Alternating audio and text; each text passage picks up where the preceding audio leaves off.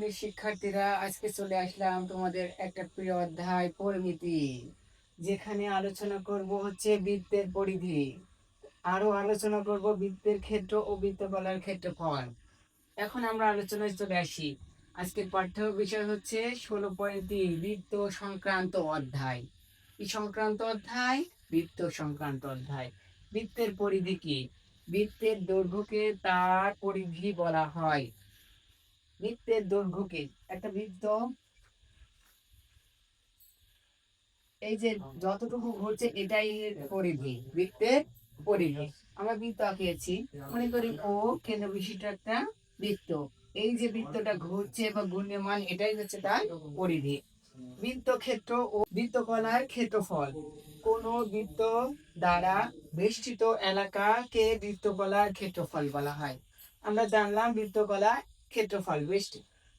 এখন আমরা অঙ্ক শুরু করব। প্রশ্ন নম্বর 1-এ বলা রয়েছে, একটি বৃত্তচাপ কেন্দ্রে 30 ডিগ্রি কোণ উৎপন্ন করে।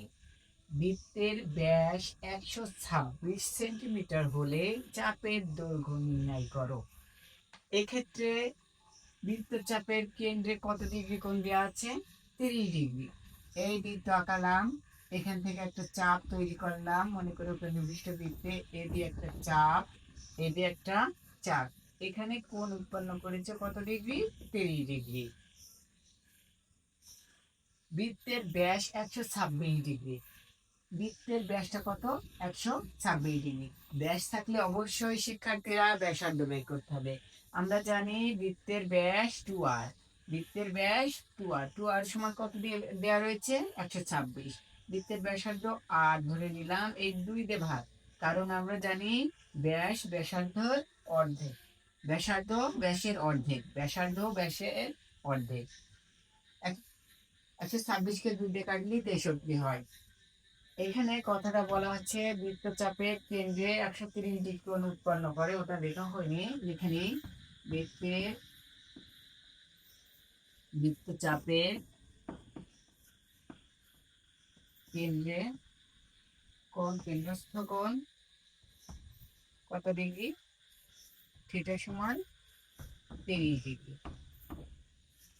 আমরা জানি বৃত্তকলার চাপের দৈর্ঘ্য, চাপের দৈর্ঘ্য সূত্র জানা আছে, তাও আমি আবার স্মরণ করে দিচ্ছি। পাই আর থিটা বাই 180 ডিগ্রি। পায়ের আসন্ন মান হচ্ছে 3.1416, আর এর মান কত পেয়েছি?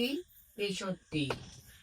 গুণিত থিটার মান কত পেলাম? আমাদের অলরেডি বলে গেছে কেন্দ্রে কত ডিগ্রি কোণ উৎপন্ন করে? 30 ডিগ্রি বাই 180 ডিগ্রি।